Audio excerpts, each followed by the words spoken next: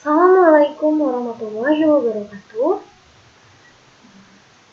Hari ini kita akan mempelajari konflik dalam kehidupan sosial. Nah, sebelumnya kan kita sudah mempelajari perbedaan dan keragaman yang ada di Indonesia, baik ras, etnis, agama, status sosial, kerjaan, dan lain-lain.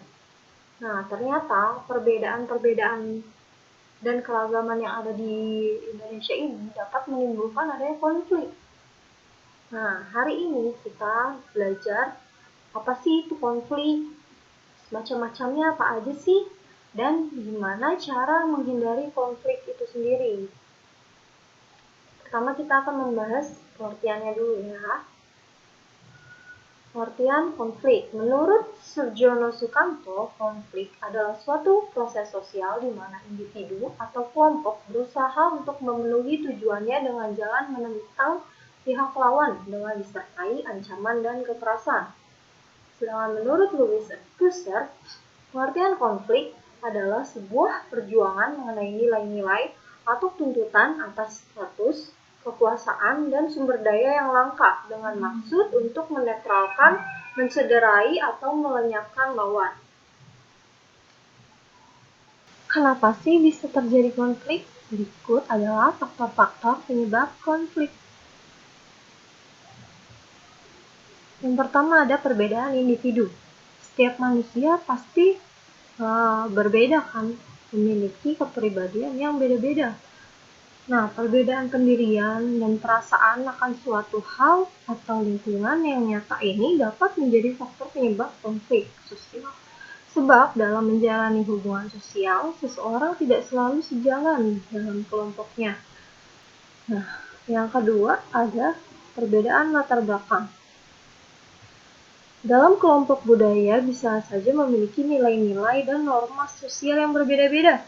Perbedaan inilah yang dapat mendatangkan konflik, sebab kriteria sopan dan tidak sopan, pantas, tidak pantas, atau bahkan berguna dan tidak berguna sesuatu, baik benda maupun fisik maupun non-fisik, itu berbeda-beda pandangannya. Contohnya kayak suku Jawa sama suku Batak. Nah, kalau Batak itu kan kalau ngomong harus kencang-kencang kan. Tapi kalau di Jawa, ngomong sama orang yang lebih tua itu nggak boleh kencang-kencang kan. Harus sopan, lemah lembut. Nah, yang ketiga ada perbedaan kepentingan. Setiap individu pasti memiliki kebutuhan dan kepentingan yang berbeda dalam melihat dan mengerjakan sesuatu. Masing-masing orang atau kelompok memiliki kepentingan yang berbeda-beda.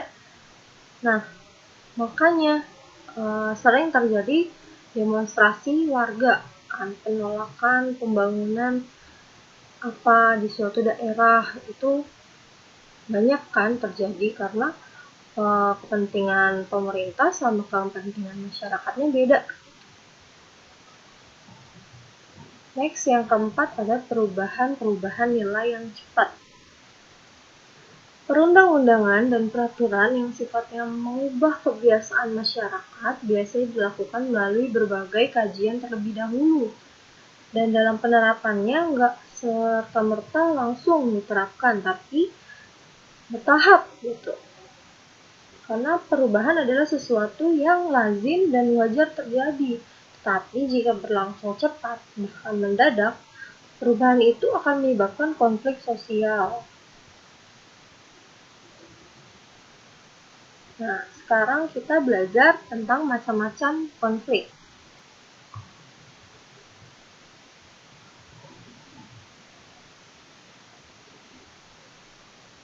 Nah, berdasarkan jumlah yang terlibat, konflik dibagi menjadi dua. Konflik individu dan konflik kelompok. Konflik individu ini disebabkan adanya benturan kepentingan individu. Konflik individu juga bisa berubah menjadi konflik kelompok apabila suatu individu bertikai mempunyai pengikut dan pengaruh besar dalam masyarakat. Nah, sedangkan konflik kelompok sama dengan konflik individu. Konflik kelompok juga terjadi akibat adanya perbedaan kepentingan kelompok yang bertikai. Next, yang kedua ada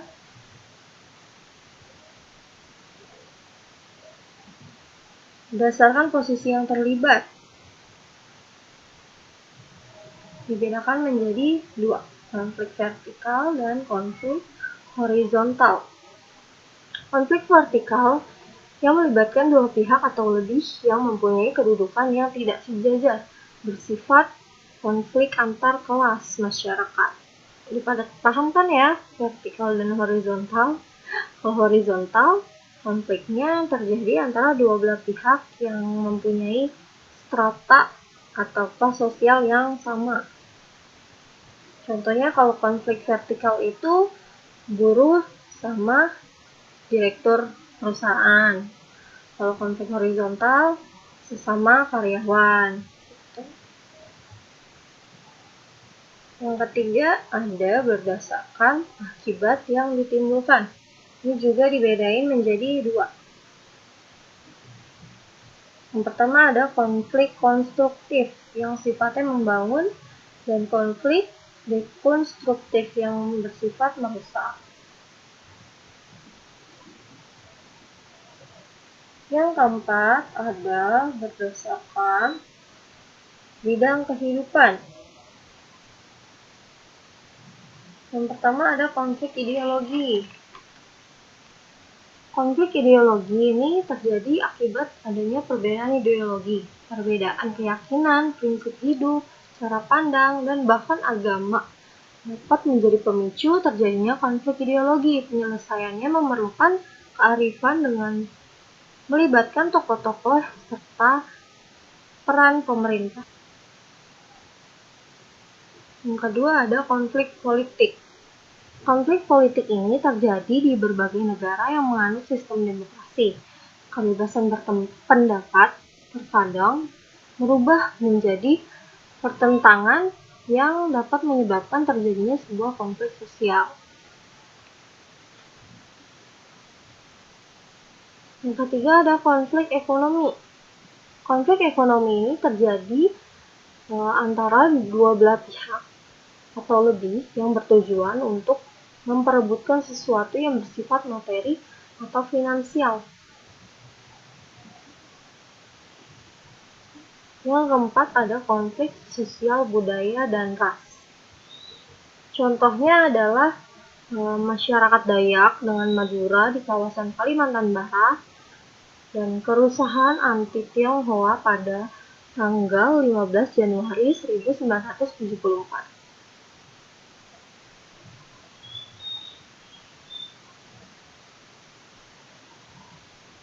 Yang kelima ada konflik Hankam.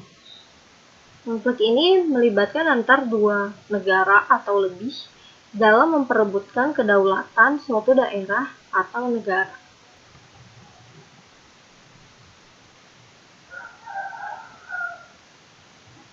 Yang kelima ada berdasarkan sumber konflik. Ini dibedakan menjadi 4. Konflik tujuan, konflik peranan,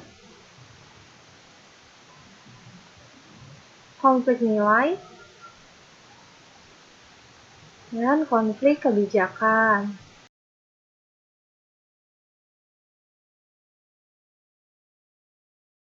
Yang keenam ada konflik berdasarkan bentuknya. Ada konflik realistis dan konflik non-realistis. Yang ketujuh ada berdasarkan tempat terjadinya.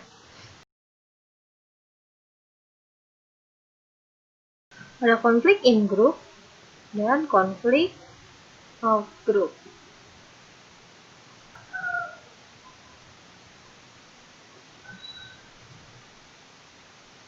Yang terakhir ada berdasarkan Dahrendorf. Konflik antara atau dalam peran sosial. Yang kedua ada konflik antara kelompok sosial. Yang ketiga, ada konflik kelompok yang terorganisasi dengan kelompok yang tidak terorganisasi. Yang keempat, ada konflik antara satuan nasional. Dan yang terakhir, ada konflik antar negara. Nah, lanjut ke akibat-akibat konflik. Apa aja sih akibat yang disebabkan oleh konflik itu sendiri?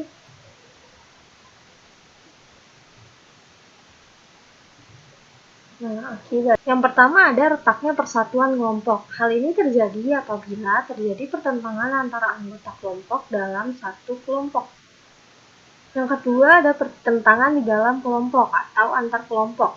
Dapat menyebabkan individu-individu tertentu merasa tertekan sehingga mentalnya tersiksa. Yang ketiga ada dominasi dan takluknya salah satu pihak. Yang keempat ada rusaknya harta, benda, atau bahkan hilangnya nyawa manusia. Ada 4 akibat positif dari adanya konflik. Yang pertama, dapat meningkatkan solidaritas antara anggota kelompok. Misalnya, apabila terjadi pertikaian antara kelompok, anggota-anggota dari setiap kelompok tersebut akan bersatu untuk menghadapi lawan kelompoknya.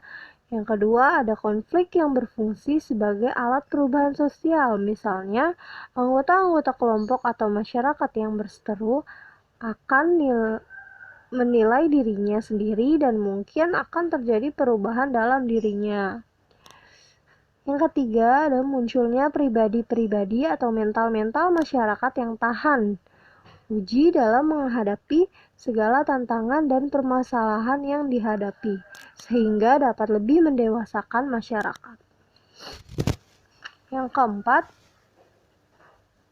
dalam diskusi ilmiah biasanya perbedaan pendapat justru diharapkan untuk melihat kelemahan suatu pendapat sehingga dapat ditemukan pendapat atau pilihan-pilihan yang kuat sebagai jalan keluar atau pemecahan suatu masalah. Lanjut, ada cara menangani konflik. Yang pertama itu menghindar.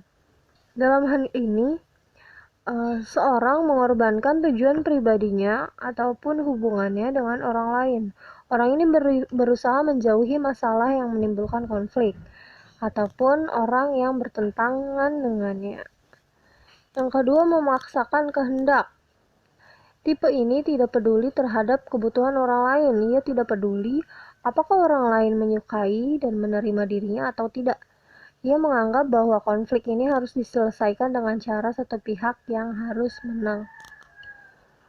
Yang ketiga ada menyesuaikan kepada keinginan orang lain.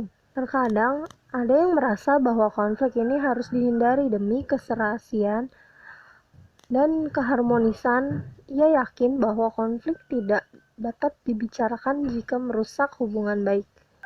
Apabila konflik berlanjut, seseorang akan terluka dan hal itu akan menghancurkan hubungan pribadi dengan orang tersebut, sehingga dia mengorbankan tujuan pribadi untuk mempertahankan hubungan dengan orang lain. Yang keempat ada tawar-menawar. Dalam proses tawar-menawar, individu akan mengorbankan sebagian tujuannya dan meminta lawan konflik mengorbankan sebagian tujuannya juga. Yang kelima ada kolaborasi. Kolaborasi ini memandang konflik sebagai masalah yang harus diselesaikan. Atas dasar itu, dicarilah cara-cara untuk mencari cara mengurangi ketegangan kedua belah pihak. Ia berusaha memulai suatu pembicaraan yang dapat mengenali konflik sebagai suatu masalah dan mencari pemecahan yang memuaskan keduanya. Nah, sekian dulu ya pembahasan materi hari ini. Wassalamualaikum warahmatullahi wabarakatuh.